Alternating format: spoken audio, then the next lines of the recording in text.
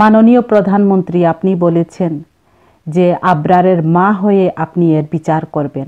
প্রধানমন্ত্রী বলেন, শিক্ষার্থীদের দাবি অনুযায়ী চাইলে বুয়েট কর্তৃপক্ষ তাদের প্রতিষ্ঠান থেকে ছাত্র রাজনীতি বন্ধ করতে পারে। আপনি বলেছেন বুয়েট যদি চায় রাজনীতি চিরতরে বন্ধ করতে পারে তাদের বিশ্ববিদ্যালয়ে। যদি বুয়েটে রাজনীতি বন্ধ হতে পারে, কেন অন্য বিশ্ববিদ্যালয়ে রাজনীতি বন্ধ হবে না? ছাত্র রাজনীতি নিষিদ্ধ করা হোক। আমরা সবাই এক হই, আমাদের সন্তানদের আমরা বাঁচাই, আমাদের বাংলাদেশকে আমরা বাঁচাই। তা না হলে অন্ধকার ভবিষ্যৎ, আমরা চলে যাব, কিন্তু আমরা একটা পঙ্গু, একটা বিকৃত মন মানসিকতার জাতি রেখে যাব, প্রজন্ম রেখে যাব। আমরা সেটা চাই না। ছাত্র রাজনীতি বন্ধ করা হোক। আসসালামু আলাইকুম। আপনারা যে যেখান থেকে ভিডিওটা দেখছেন, সবাইকে অনেক প্রীতি ও শুভেচ্ছা। আশা করি ভালো আছেন, সুস্থ আছেন, শুভকামনাও তাই। সম্প্রতি বাংলাদেশে ঘটে যাওয়া বুয়েটের মেধাবী ছাত্র ফাহাদ আবরারের মৃত্যু সমস্ত বিশ্ববাসীকে কাঁদিয়েছে। কিভাবে হায়নারা, সন্ত্রাসীরা পিটিয়ে পিটিয়ে তাকে মৃত্যুর কোলে ঠেলে দিয়েছে। এই আহাজারি শুধু ফাহাদ আবরারের না, তার পরিবারের না, এই আহাজারি আমাদের সমস্ত বাংলাদেশের অভিভাবকের। আজ ফাহাদ গিয়েছে, কাল আরও কেউ যাবে, অতীতে আরও কেউ গিয়েছিল। এভাবেই আর কতদিন চলবে?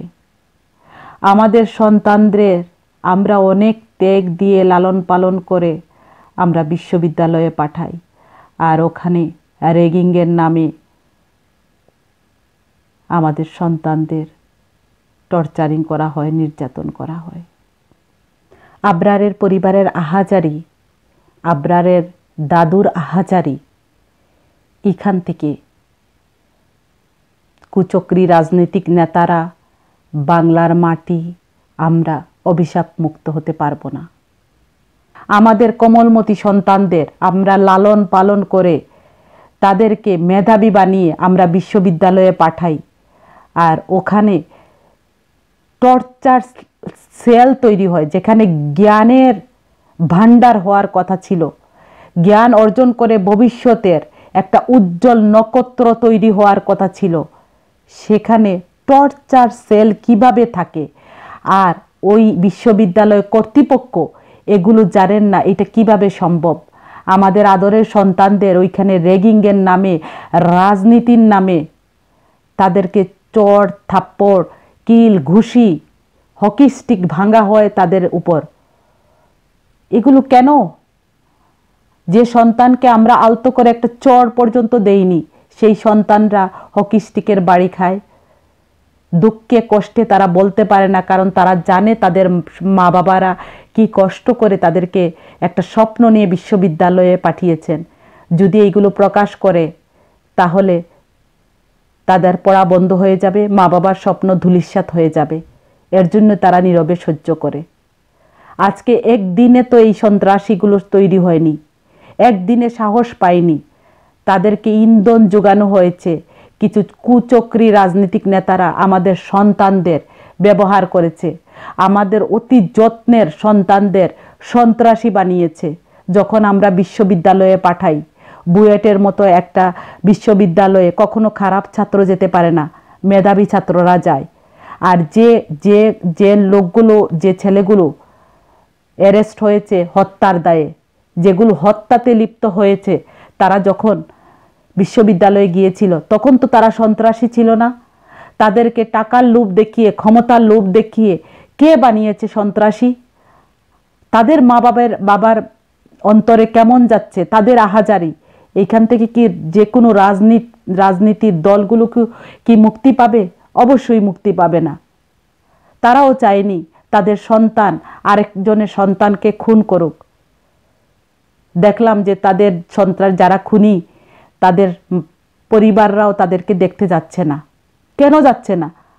এই রাজনীতির কারণে। রাজনীতির কোনো অধিকার নাই। আমাদের সন্তানদের আমাদের কাছ থেকে কেড়ে নেবে। কেউকে পাঠিয়ে দিবে মৃত্যুর দুয়ারে, কাউকে পাঠিয়ে দিবে জেলে, কাউকে পাঠিয়ে দিবে ফাঁসির দড়িতে। এর জন্যই কি আমরা কষ্ট করে আমরা সন্তান লালন পালন করি? এর জন্যই কি আমরা জ্ঞান অর্জনের জন্য আমরা পাঠাই বিশ্ববিদ্যালয়ে?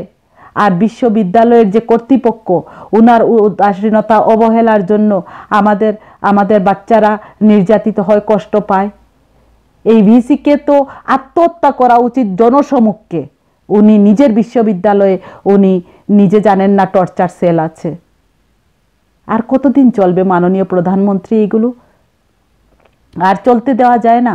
আপনি বলেছেন আপনি ছাত্র রাজনীতি থেকে উঠে আসছেন, আপনার আমলের ছাত্র রাজনীতি, আমরা বিশ্ববিদ্যালয় থেকে বের হয়েছি। কই আমাদের সময় তো এইভাবে মৃত্যু হয়নি, এভাবে একটা সহপাঠী আরেক সহপাঠীকে হত্যা করেনি, নির্মমভাবে পিটিয়ে পিটিয়ে হত্যা করেছে। আপনার অন্তর কি কেঁদে ওঠে না একবারও? আমাদের যে বড় বড় নেতারা আছেন তাদের সন্তানরা তো আমাদের দেশের বিশ্ববিদ্যালয়ে পড়ে না। আপনার সন্তানত্ব পড়েনি মাননীয় প্রধানমন্ত্রী। সন্তান হারার কষ্ট যে কি, আর কত কষ্ট করে একটা সন্তানকে বিশ্ববিদ্যালয়ের দ্বার পর্যন্ত পৌঁছাতে হয় তা আমরা সাধারণ জনগণ জানি। প্রধানমন্ত্রী, আমাদের যা আছে তা সর্বস্ব বিলিয়ে আমরা আমাদের সন্তানদের মানুষ করার জন্য পাঠাই, আর বিশ্ববিদ্যালয় পাঠানোর অপরাধে আমাদের সন্তানের লাশ আমাদের বুকে নিতে হয়। আর এটির মূল কারণই হলো ক্ষমতা, রাজনীতিক অপব্যবহার। ছাত্র রাজনীতি নিষিদ্ধ করা হোক মাননীয় প্রধানমন্ত্রী। আপনার কাছে সবিনয় অনুরোধ, ছাত্র ইউনিয়ন থাকুক, দেশের কোনো ক্রান্তির লগ্নে ছাত্ররা এগিয়ে আসবে, প্রয়োজনে রাজপথে নামবে, কিন্তু কোনো রাজনৈতিক ছত্রছায়ার থেকে নয়। সমস্ত বিশ্ববিদ্যালয়ে সমস্ত শিক্ষাঙ্গনে রাজনীতি নিষিদ্ধ করা হোক। মাননীয় প্রধানমন্ত্রী, আপনি এইখানে সায় দেন। আপনি সব সময় বলেন যে একদিন সবাইকে মরতে হবে, আমাদের মরতে হবে। আমরা এই ছাত্রদের অভিশাপ নিয়ে কবরে যেতে চাই না। আপনি চাইলে সব কিছুই সম্ভব, আপনি নির্দেশ দিয়ে দেন। দেশের আর মার বুক খালি হবে না। যেখানে শিক্ষাঙ্গনে জ্ঞানের আলোয় রঙিন হবে, সেইখানে আমাদের সন্তানদের রক্তে রঙিন হচ্ছে। আমরা আর লাশ চাই না। ছাত্র রাজনীতি নিষিদ্ধ করা হোক সমস্ত বিশ্ববিদ্যালয় থেকে, সমস্ত শিক্ষাঙ্গন থেকে। আর যারা তোমরা বলছো যে ছাত্র রাজনীতি থাকলে অপশক্তি চাঙ্গা হয়ে উঠবে, এটা তোমাদের ভুল ধারণা। তোমরা দেখো এই রাজনীতির তোমাদের এক সপ্তাহ আগে তোমাদের যে সহযোগীরা আছেন রাজনীতিতে, আজ তারা দেখো জেলের ভিতরে, তারা ফাঁসির দড়ি পর্যন্ত চলে যাবে। তোমরা কোন সাহসে বলো এগুলো? তোমাদের কি একটুও কষ্ট লাগে না? আজ তোমরা আছো ক্ষমতায়, কাল তুমি থাকবে না, আরেকজন তোমার জায়গায় সেই রাজনীতির ছায়াতলে আসবে। সে তোমাকে যে হত্যা করবে না, তোমাকে যে পিটিয়ে পিটিয়ে মারবে না, তোমার পরিবারের আঘাত হানবে না, তোমার মায়ের বুক খালি করবে না, এর গ্যারান্টি কি তুমি দিতে পারো? কত বড় বড় নেতা আসছেন, কত বড় বড় নেতা গেলেন, শেষ পরিণতি কি হয় তা তোমরা জানো। ধন্যবাদ সবাইকে। আসসালামু আলাইকুম।